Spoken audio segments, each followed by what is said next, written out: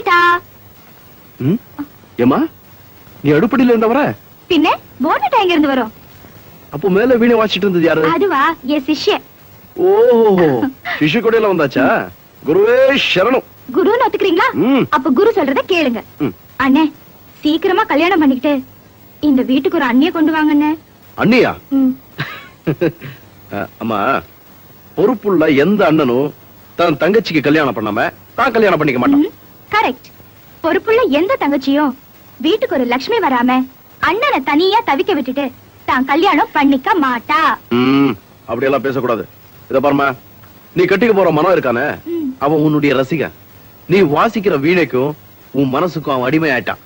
அதனால கூடிய சீக்கிரத்துல உங்க கல்யாணத்தை முடிச்சிடலாம்னு முடிவு பண்ணிட்டேன். நான் வீணை வாசிச்சாதானே கல்யாணம் நடக்கும். ஆமா. நீங்க என்னைக்கு தாலிய தொடுறீங்களோ அன்னைக்குதான் நான் வீணைய தொடுவேன். இது சத்தியம் சத்தியம்.